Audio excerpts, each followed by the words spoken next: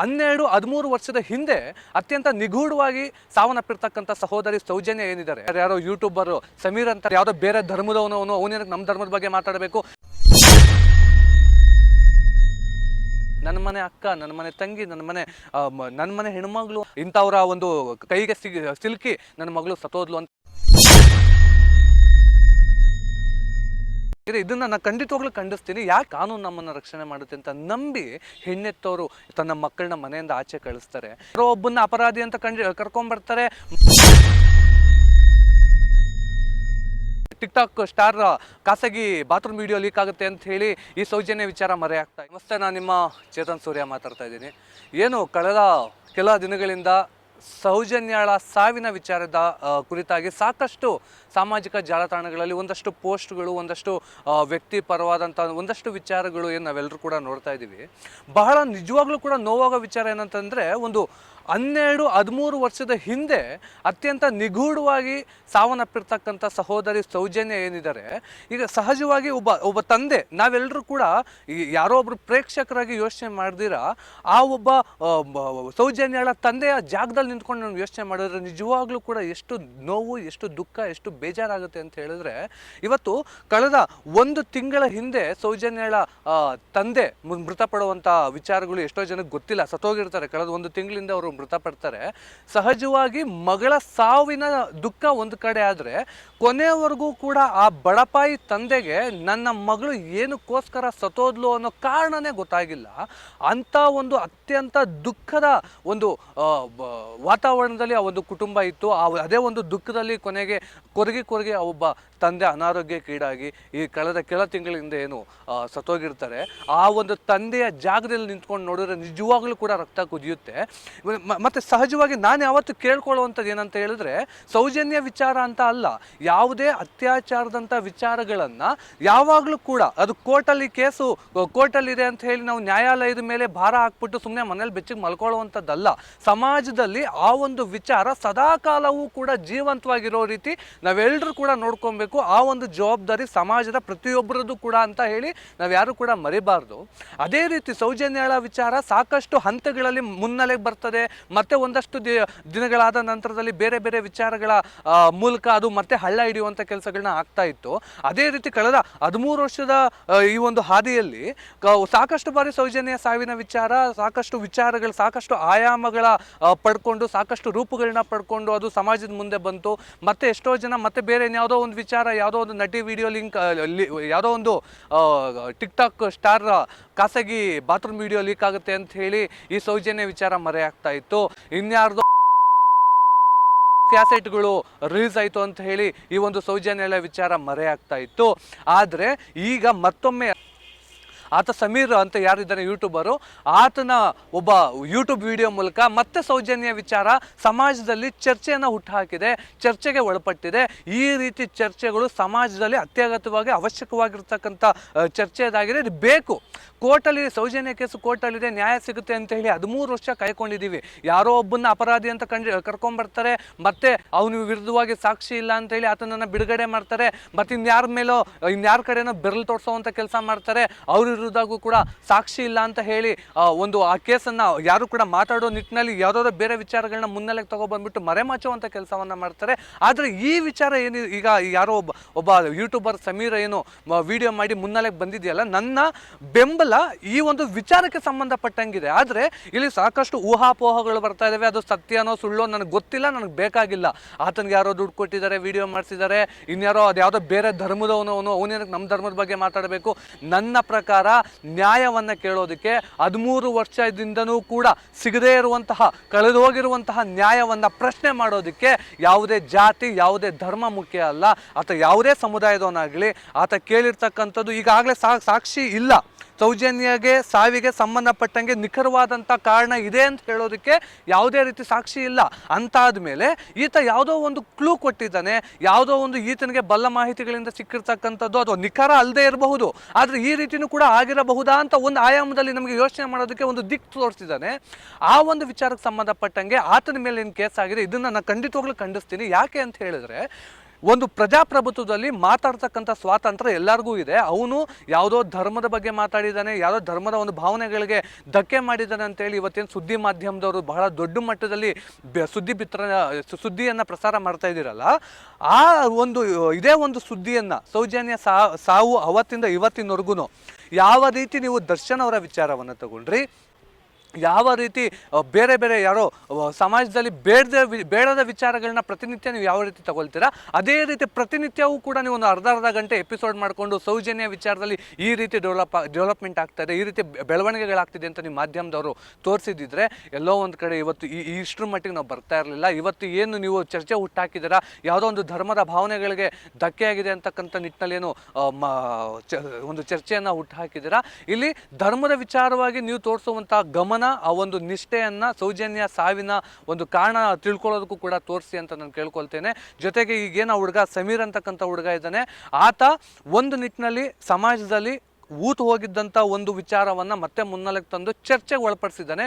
ಚರ್ಚೆ ಮಾಡೋಣ, ತನಿಖೆ ನಡೆಸೋಣ, ಈಗಾಗಲೇ ಸಾಕ್ಷ್ಯಾಧಾರಗಳಿಲ್ಲ, ಈ ಆಯಾಮದಲ್ಲೂ ಕೂಡ ಯೋಚನೆ ಮಾಡೋಣ, ಸಾಧ್ಯ ಆದಷ್ಟು ಕೂಡ ಸೌಜನ್ಯಳ ಸಾವಿಗೆ ಕಾರಣವನ್ನು ತಿಳಿಸೋವಂಥ ಕೆಲಸವನ್ನು ಮಾಡೋಣ.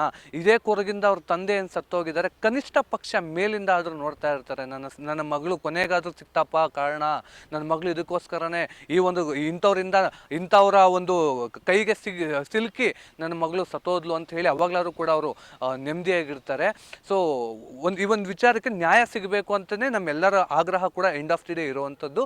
ಜೊತೆಗೆ ನಿನ್ನೆನೂ ಕೂಡ ಇದೇ ಬೆಂಗಳೂರಲ್ಲಿ 10 ವರ್ಷದ ಹುಡುಗಿ ಮೇಲೆ ಆಗಿದೆ. ಇವತ್ತು ಸಮಾಜದಲ್ಲಿ ನಮಗೆಲ್ಲ ಮೂಡುವಂಥದ್ದು, ಸೌಜನ್ಯ 13 ವರ್ಷದ ಹಿಂದೆ ಏನು ಸತ್ತೋಗಿದ್ಲು, ಅಷ್ಟು ಒಂದು ಸ್ಪರ್ಮಿಂದ ಹಿಡಿದು ಸಾಕಷ್ಟು ಸಾಕ್ಷ್ಯಾಧಾರಗಳು ಕಣ್ಮುಂದೆ ಇದ್ರೂ ಕೂಡ ಪೊಲೀಸ್ ಇಲಾಖೆಯವರೇ ಮುಂದೆ ನಿಂತ್ಕೊಂಡು ಸಾಕ್ಷಿಯನ್ನು ನಾಶ ಮಾಡಿದ್ದಾರೆ ಅಂತ ಹೇಳಿ ಏನು ಕೇಳಿ ಬರ್ತಾ ಇದೆ ಸಾಕಷ್ಟು ವರದಿಗಳು.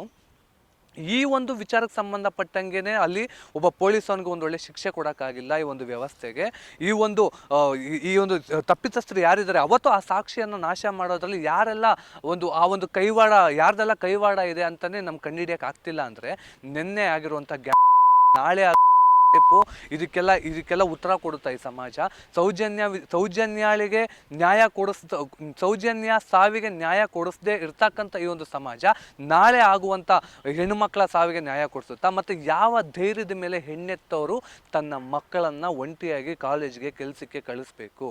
ಇವತ್ತು ಸಮಾಜದಲ್ಲಿ ಕಾನೂನಿದೆ, ನೆಲದ ಪೊಲೀಸವರು ಇದ್ದಾರೆ, ನಮ್ಮನ್ನು ರಕ್ಷಣೆ ಮಾಡ್ತಾರೆ, ಕಾನೂನು ನಮ್ಮನ್ನು ರಕ್ಷಣೆ ಮಾಡುತ್ತೆ ಅಂತ ನಂಬಿ ಹೆಣ್ಣೆತ್ತವರು ತನ್ನ ಮಕ್ಕಳನ್ನ ಮನೆಯಿಂದ ಆಚೆ ಕಳಿಸ್ತಾರೆ. ಇವತ್ತು ಸೌಜನ್ಯಾಳ ಒಬ್ಬಳು ವಿಚಾರನ ನಾವು ಎಲ್ಲರೂ ಕೂಡ ಅದೇ ರೀತಿ ಆ ಸೌಜನ್ಯಾಳ ತಂದೆ ತಾಯಿಗಾಗಿರುವಂಥ ಅನ್ಯಾಯನ ಗಮನದಲ್ಲಿಟ್ಕೊಂಡು ಸಾಕಷ್ಟು ಪೋಷಕರು ಅದೇ ಒಂದು ನಿರ್ಧಾರಕ್ಕೆ ಬಂದು ಅವರ ಹೆಣ್ಣುಮಕ್ಕಳನ್ನ ಮನೆ ಒಳಗಡೆ ಇಟ್ಕೊಳ್ಳುವಂಥ ನಿರ್ಧಾರಕ್ಕೆ ಬಂದರೆ ಹೆಣ್ಣು ಮಕ್ಕಳನ್ನು ರಕ್ಷಿಸಿ, ಹೆಣ್ಣು ಮಕ್ಕಳನ್ನು ಓದಿಸಿ ಅಂತ ಹೇಳಿ ಯಾವ ಸರ್ಕಾರ ಹೇಳುತ್ತೆ, ಅದೇ ಹೆಣ್ಣುಮಕ್ಕಳಿಗೆ ಒಂದು ವ್ಯವಸ್ಥೆಯಲ್ಲಿ ರಕ್ಷಣೆ ಇಲ್ಲ ಅಂತ ಅಂದಮೇಲೆ ಯಾವ ಸರ್ಕಾರ ಮತ್ತು ಯಾವ ವ್ಯವಸ್ಥೆ, ಯಾವ ಕಾನೂನನ್ನು ನಂಬಿ ಇವತ್ತು ಹೆಣ್ಣೆತ್ತವರು ಹೆಣ್ಮಕ್ಳನ್ನ ಆಚೆ ಕಳಿಸ್ಬೇಕು ಅಂತೇಳಿ ನಾವೆಲ್ಲರೂ ಕೂಡ ಯೋಚನೆ ಮಾಡಬೇಕು. ಈಗೇನು ಒಂದು ಚರ್ಚೆ ಹುಟ್ಟಾಗಿದೆ ಸಮಾಜದಲ್ಲಿ ಸೌಜನ್ಯಾಳ ಸಾವಿಗೆ ಕುರಿತಾಗಿ, ಈ ಒಂದು ಚರ್ಚೆಗಳು ಮುಂದೆ ಬೇರೆ ಬೇರೆ ರೂಪದಲ್ಲಾದರೂ ಕೂಡ ಬರಬೇಕು, ಜೀವಂತವಾಗಿರಬೇಕು. ನಾವೆಲ್ಲರೂ ಸೇರಿಕೊಂಡು ಈ ಒಂದು ವಿಚಾರವನ್ನು ಜೀವಂತವಾಗಿಡಬೇಕು. ಆವಾಗಲೇ ಜನಾಕ್ರೋಶ ಇದೆ ಅಂತ ಆದರೂ ಕೂಡ ಅಟ್ಲೀಸ್ಟ್ ನ್ಯಾಯಾಲಯ ಆಗಿರ್ಬೋದು, ಸಂಬಂಧಪಟ್ಟಂಥವ್ರಾಗಿರ್ಬೋದು ನ್ಯಾಯ ಕೊಡಿಸೋದಕ್ಕೆ ಮುಂದಾಗ್ತಾರೆ. ನಾವೇ ಮರ್ತ್ಬಿಟ್ಟು ಸುಮ್ಮನಾಯಿತು ಅಂದರೆ ಎಷ್ಟೋ ಲಕ್ಷಾಂತರ ಕೇಸ್ ಮುಚ್ಚೋಗಿರೋ ರೀತಿ ಸೌಜನ್ಯ ಕೇಸ್ ಕೂಡ ಮುಚ್ಚೋಗುತ್ತೆ. ಹಾಗಾಗಿ ಸಮೀರ್ ಅಂತಕ್ಕಂಥ ಒಬ್ಬ ಏನು ಯೂಟ್ಯೂಬರ್ ವಿಡಿಯೋ ಮಾಡಿದ್ದಾನೆ, ಆ ಒಂದು ವಿಡಿಯೋಗೆ ಸಂಬಂಧಪಟ್ಟಂಗೆ ಉಟ್ಕೊಂಡಿರುವಂಥ ಈ ಚರ್ಚೆ ಈ ಒಂದು ಬೇರೆ ಬೇರೆ ರೂಪದಲ್ಲಾದರೂ ಕೂಡ ಮುಂದಿನ ದಿನಗಳಲ್ಲಿ ಸಮಾಜದಲ್ಲಿ ಜೀವಂತವಾಗಿರಲಿ ಅನ್ನೋದು ನನ್ನ ಆಶಯ. ಆದಷ್ಟು ಬೇಗ ಸೌಜನ್ಯಾಳ ಸಾವಿಗೆ ನ್ಯಾಯ ಸಿಗಲೇಬೇಕು. ಮತ್ತು ಈಗಾಗಲೇ ಏನು ಸಾಮಾಜಿಕ ಜಾಲತಾಣಗಳಲ್ಲಿ ಸಾಕಷ್ಟು ಜನ ಒಬ್ಬ ಯೂಟ್ಯೂಬರ್ ಪರ ಇದ್ದಾರೆ. ನಾನು ಎಲ್ಲೋ ಒಂದು ಕಡೆ ಆ ಯೂಟ್ಯೂಬರ್ಗೆ ನಿಜವಾಗ್ಲೂ ಕೂಡ ಬೆದರಿಕೆ ಆಗಲಿ, ಇನ್ನೊಂದಾಗಲಿ ಮತ್ತೊಂದಾಗಲಿ ಬಂದಿದ್ದರೆ ಖಂಡಿತವಾಗ್ಲೂ ಆತ ಯಾವುದೇ ಸಮುದಾಯದವನಾಗಲಿ, ಯಾವುದೇ ಜಾತಿಯವನಾಗಿರಲಿ, ನಾವೆಲ್ಲರೂ ಕೂಡ ಅವರ ಜೊತೆಗಿರ್ತೀವಿ. ಮತ್ತು ಅವರೇನು ಧ್ವನಿ ಎತ್ತಿದ್ದಾರೆ, ಆ ಒಂದು ವಿಚಾರ ಏನಿದೆ, ಸೌಜನ್ಯ ಅಂತಕ್ಕಂಥ ವಿಚಾರ ಏನಿದೆ, ಅದ್ರ ಹಿಂದೆ ಷಡ್ಯಂತ್ರ ಇದೆಯೋ ಇಲ್ವೋ ನಮ್ಗೆ ಗೊತ್ತಿಲ್ಲ. ಷಡ್ಯಂತ್ರ ಇದ್ರೂ ಕೂಡ ಸೌಜನ್ಯ ವಿಚಾರ ಅಂತ ಬಂದರೆ ನಾವೆಲ್ಲರೂ ಕೂಡ ಈ ಒಂದು ವಿಚಾರಕ್ಕೆ, ಈ ಒಂದು ಸೌಜನ್ಯ ಅನ್ನೋ ಹೆಸರು ಜೊತೆಗೆ ನಾವೆಲ್ಲರೂ ಕೂಡ ನಿಂತ್ಕೊಬೇಕು. ಸೌಜನ್ಯಳ ಹೆಸರು ಜೊತೆಗೆ ನಿಂತ್ಕೊಂಡು ಈ ಒಂದು ವಿಚಾರವನ್ನು 13 ವರ್ಷದ ಹಳೇದು ಅಂತ ನೋಡಿದಿರ ಜೀವಂತವಾಗಿಡುವಂಥ ಕೆಲಸವನ್ನು ಮಾಡೋಣ. ಈಗಾಗಲೇ ಟ್ರೋಲ್ ಪೇಜಸ್ ಅವರು, ಸಾಕಷ್ಟು ಯೂಟ್ಯೂಬ್ ಚಾನಲ್ ಅವರು ಅವರ ಪರ ನಿಂತಿದ್ದಾರೆ. ಖಂಡಿತವಾಗ್ಲೂ ಒಳ್ಳೆ ಬೆಳವಣಿಗೆ, ನಾನು ಸ್ವಾಗತಿಸ್ತೀನಿ. ನಾನು ಕೂಡ ವೈಯಕ್ತಿಕವಾಗಿ ಈ ವಿಚಾರದ ಪರ ನಿಂತ್ಕೊತೀನಿ ನಾನು ಇಲ್ಲಿ. ಯಾಕೆಂದರೆ ಸಾಕಷ್ಟು ಜನರ ಕೊಡುಗೆ ಇದೆ ಈ ಒಂದು ಹೋರಾಟ ಮುನ್ನೆಲೆಗೆ ಬಂದು. ಇವತ್ತಿನವರೆಗೂ ಸಮೀರ್ ಅಂತಕ್ಕಂಥ ಒಬ್ಬ ವ್ಯಕ್ತಿ ಈ ವಿಚಾರದ ಬಗ್ಗೆ ಮಾತಾಡ್ತಾನೆ ಅಂತ ಹೇಳಿದ್ರೆ, ಇದು ಸಮೀರ್ ರೀತಿ, ಸಮೀರ್ ಹಿಂದ್ಗಡೆ ಸಾಕಷ್ಟು ಜನ ಇದಕ್ಕೆ ತಮ್ಮದೇ ಆದ ರೀತಿಯಲ್ಲಿ ತ್ಯಾಗ ಮಾಡಿದ್ದಾರೆ, ಕೊಡುಗೆ ನೀಡಿದ್ದಾರೆ, ಕೇಸ್ ಹಾಕ್ಸ್ಕೊಂಡಿದ್ದಾರೆ, ಹೋರಾಟ ಮಾಡಿದ್ದಾರೆ. ಅಷ್ಟೂ ಜನರ ಒಂದು ಪರಿಶ್ರಮದಿಂದ ಇವತ್ತಿಗೂ ಕೂಡ, ಈ ಕ್ಷಣಕ್ಕೂ ಕೂಡ ನಾನು ಕೂಡ ಸೌಜನ್ಯ ಬಗ್ಗೆ ಮಾತಾಡೋ ರೀತಿ ಆಗ್ತಾ ಇದೆ.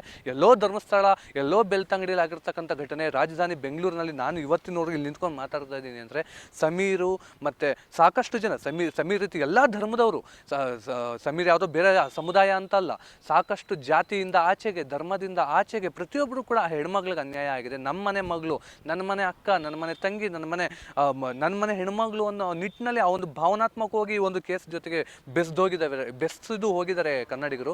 ಎಲ್ಲೋ ಒಂದು ಕಡೆ ಈ ಕೇಸ್ಗೆ ನ್ಯಾಯ ಸಿಕ್ಕಿಲ್ಲ ಅಂತಂದರೆ ಅದು ಕನ್ನಡಿಗರಿಗಾಗುವಂಥ ಅನ್ಯಾಯ, ಕನ್ನಡಿಗರಿಗಾಗುವಂತಹ ಒಂದು ಈ ದುಃಖದಲ್ಲಿ ಎಲ್ಲರೂ ಕೂಡ ಭಾಗಿಯಾಗಿದ್ದಾರೆ. ಕೇವಲ ಸೌಜನ್ಯಳ ತಂದೆ ತಾಯಿ ಮಾತ್ರ ಅಲ್ಲ, ನಾಡಿನ ಪ್ರತಿಯೊಬ್ಬ ಅಣ್ಣನು, ಪ್ರತಿಯೊಬ್ಬ ತಮ್ಮನು, ಪ್ರತಿಯೊಬ್ಬ ಅಕ್ಕ, ತಂಗಿ, ಅಪ್ಪ, ಅಮ್ಮ, ಅಜ್ಜಿ, ತಾತ ಪ್ರತಿಯೊಬ್ಬರು ಕೂಡ ಈ ಒಂದು ಕೇಸನ್ನು ಸೂಕ್ಷ್ಮವಾಗಿ ಗಮನಿಸ್ತಾ ಇದ್ದಾರೆ. ಇವತ್ತಿಲ್ಲ ನಾಳೆ ನ್ಯಾಯ ಸಿಗುತ್ತೆ ಅನ್ನೋ ನಿರೀಕ್ಷೆಯಲ್ಲಿ, ಭರವಸೆ ಕಣ್ಣಿನಿಂದ ಪ್ರತಿಯೊಬ್ಬರು ಕೂಡ ಈ ಒಂದು ಕೇಸಿಗೆ ಸಂಬಂಧಪಟ್ಟಂತೆ ಕಾಯ್ತಾ ಇದ್ದಾರೆ. ಹಾಗಾಗಿ ಈ ಒಂದು ವಿಚಾರಕ್ಕೆ ಸಂಬಂಧಪಟ್ಟಂಗೆ ಯಾರೇ ಧ್ವನಿ ಎತ್ತಿದ್ರು ಕೂಡ ನಾನಂತೂ ವೈಯಕ್ತಿಕವಾಗಿ ಅವರ ಪರವಾಗಿ ನಾನು ನಿಂತ್ಕೊತೀನಿ. ಅಲ್ಲಿ ಷಡ್ಯಂತ್ರ ಇರಲಿ ಬಿಡಲಿ, ಈ ವಿಚಾರ ಜೀವಂತವಾಗಿರಬೇಕು, ಇದಷ್ಟೇ ನನ್ನ ಆಗ್ರಹ. ಈ ವಿಚಾರ ಜೀವಂತವಾಗಿದ್ರೇನೆ ಕೋರ್ಟು ಇನ್ನೊಂದು ಮತ್ತೊಂದು, ಜನ ಇದನ್ನ ಮರ್ತಿಲ್ಲ, ಜನಾಕ್ರೋಶ ಇನ್ನೂ ಕೂಡ ಈ ಒಂದು ವಿಚಾರಕ್ಕೆ ಸಂಬಂಧಪಟ್ಟಂಗೆ ಇದೆ. ಇದಕ್ಕೆ ನಾವು ನ್ಯಾಯ ಕೊಡಿಸ್ಬೇಕು. ಇಲ್ಲ ಅಂತಂದ್ರೆ ಜನರಿಗೆ ನ್ಯಾಯಾಲಯದ ಮೇಲೆ ನಂಬಿಕೆ ಅಂತಕ್ಕಂಥದ್ದು ಕಳೆದು ಹೋಗುತ್ತೆ ಅಂತ ಹೇಳಿ ನ್ಯಾಯಾಲಯಕ್ಕೂ ಕೂಡ ಭಯ ಬರಬೇಕು. ಇವತ್ತು ನಾವೆಲ್ಲರೂ ಕೂಡ ನಾವು ಇಲ್ಲಿ ನಿಂತು ಮಾತಾಡ್ತಾ ಇದ್ದೀವಿ ಅಂದ್ರೆ, ನ್ಯಾಯಾಂಗ ವ್ಯವಸ್ಥೆ ನಮ್ಮನ್ನು ಕಾಯುತ್ತೆ, ನ್ಯಾಯ ನಮ್ಮನ್ನು ಕಾಪಾಡುತ್ತೆ, ನ್ಯಾಯಾಲಯದ ಇಲ್ಲಿ ನ್ಯಾಯ ಇನ್ನೂ ಕೂಡ ಜೀವಂತವಾಗಿದೆ ಅನ್ನೋ ಭರವಸೆ ನಮ್ಮೆಲ್ರಿಗೂ ಕೂಡ ಇದೆ. ಆ ಒಂದು ಭರವಸೆಯನ್ನು ನ್ಯಾಯಾಲಯನೂ ಕೂಡ ಉಳಿಸ್ಕೊಳ್ಳುತ್ತೆ ಅಂತ ನಾವು ನಂಬಿದ್ದೀವಿ. ಈಗಾಗಲೇ 13 ವರ್ಷ ತುಂಬ ಲೆಂತಾಗಿ ಬೇಡದ ಬೇಜವಾಬ್ದಾರಿ ಅಧಿಕಾರಿಗಳ ಬೇಜವಾಬ್ದಾರಿತನದಿಂದ, ನಿರ್ಲಕ್ಷ್ಯದಿಂದ ಇವತ್ತು 13 ವರ್ಷ ತಳ್ಕೊಂಡು ಬಂದಿದ್ದಾರೆ. ಇನ್ನಾದರೂ ಕೂಡ ತ್ವರಿತಗತಿಯಲ್ಲಿ ಸಾಕಷ್ಟು ಟೆಕ್ನಾಲಜಿಗಳು, ತಂತ್ರಜ್ಞಾನಗಳು ನಮ್ಮ ನೆಲದಲ್ಲಿದ್ದಾವೆ. ಅದನ್ನೆಲ್ಲವನ್ನು ಬಳಸ್ಕೊಂಡು ಈ ಒಂದು ವಿಚಾರಕ್ಕೆ ನ್ಯಾಯ ಕೊಡಿಸ್ಬಿಟ್ಟು ನಮ್ಮಲ್ಲಿ ನ್ಯಾಯಾಂಗ ವ್ಯವಸ್ಥೆ ಇನ್ನೂ ಕೂಡ ನಮ್ಮನ್ನು ರಕ್ಷಣೆ ಮಾಡುತ್ತೆ ಅನ್ನುವಂಥ ಭರವಸೆಯನ್ನು ಮತ್ತೊಮ್ಮೆ ನೀವೆಲ್ಲ ನಿರೂಪಿಸಬೇಕು ಅಂತ ನಿಮ್ಮ ಮೂಲಕ ಕೇಳ್ಕೊಳ್ತೀನಿ. ಮತ್ತು ಇಲ್ಲಿ ನಾವಿಲ್ಲಿ ಸೌಜನ್ಯ ಸಾವಿಗೆ ನ್ಯಾಯ ಸಿಗಬೇಕು ಅಂತೇಳಿ ಪ್ರಬಲವಾಗಿ ನಿಂತ್ಕೊಬೇಕು ಹೊರತು, ಈ ಹಿಂದೆ ಸಾಕಷ್ಟು ಜನ ಈ ಸೌಜನ್ಯ ವಿಚಾರವಾಗಿ ಧ್ವನಿಯಾಗಿದ್ದಾರೆ, ಧ್ವನಿ ಎತ್ತಿದ್ದಾರೆ. ನಾವು ಕೂಡ ಇಲ್ಲಿಂದ ಧರ್ಮಸ್ಥಳಕ್ಕೆ ಹೋಗಿ ಸೌಜನ್ಯ ಅವ್ರಿಗೆ ನ್ಯಾಯ ಸಿಗಬೇಕು ಅಂತ ಹೇಳಿ ಹೋರಾಟದಲ್ಲಿ ಕೂಡ ನಾವು ಕೂಡ ಭಾಗಿಯಾಗಿದ್ದೀವಿ. ಸಾಕಷ್ಟು ಜನ ಅವರದ್ದೇ ರೀತಿಯಲ್ಲಿ ಭಾಗಿಯಾಗಿದ್ದಾರೆ. ಎಲ್ಲರ ಪರಿಶ್ರಮದಿಂದ, ಎಲ್ಲರ ಧ್ವನಿಯಿಂದ ಸೌಜನ್ಯಳಿಗೆ ನ್ಯಾಯ ಸಿಗಲೇಬೇಕು ಅನ್ನೋದಷ್ಟೇ ನಮ್ಮ ಕಳಕಳಿಯ ಮನವಿ. ಎಲ್ಲರೂ ಕೂಡ ಈ ಒಂದು ವಿಚಾರವನ್ನು ಜೀವಂತವಾಗಿ ಇಡೋದ್ರಲ್ಲಿ ಎಲ್ಲರೂ ಕೂಡ ಶ್ರಮ ವಹಿಸೋಣ. ಧನ್ಯವಾದಗಳು.